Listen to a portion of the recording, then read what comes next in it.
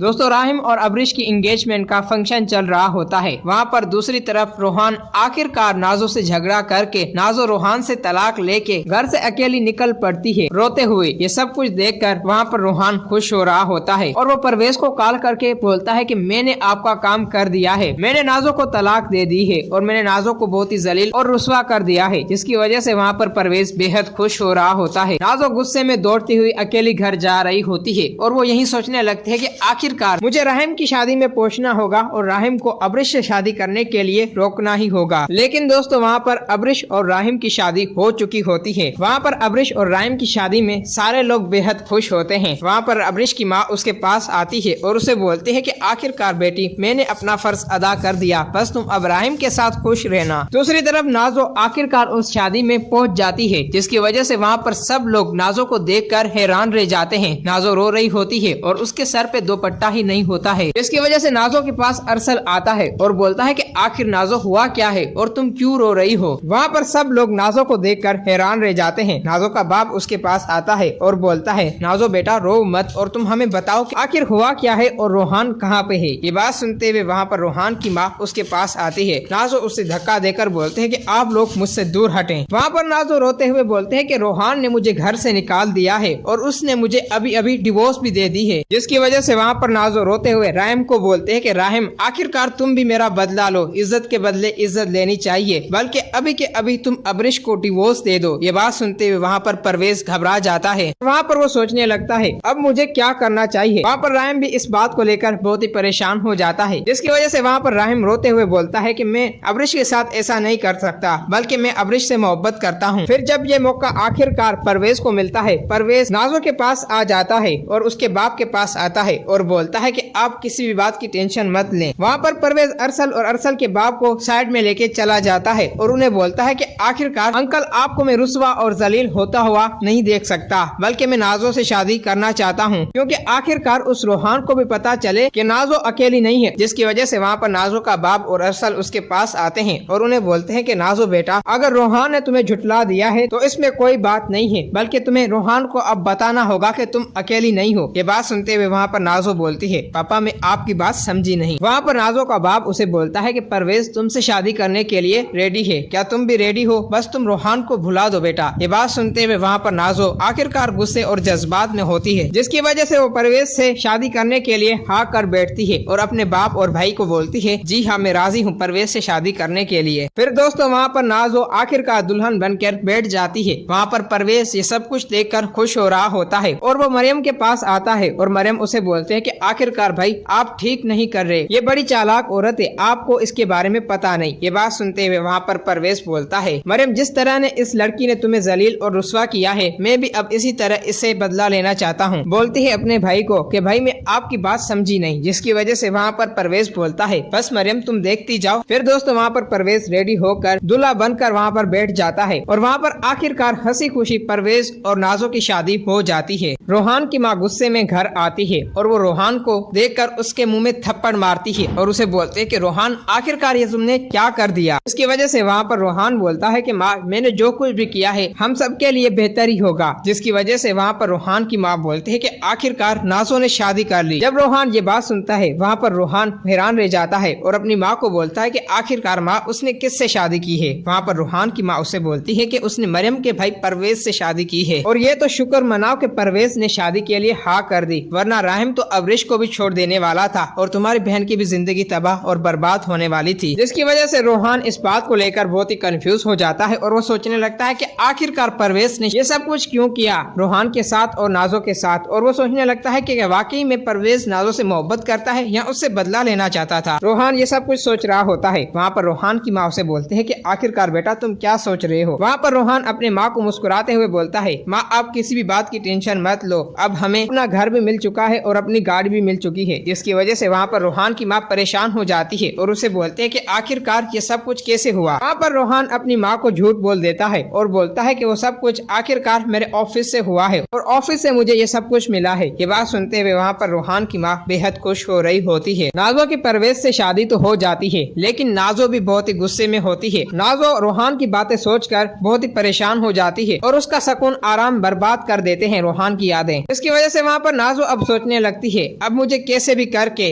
आखिरकार रोहान से बदला लेना ही होगा। दोस्तों, अगर आप लोगों को ये वीडियो अच्छी लगी है तो इस वीडियो को लाइक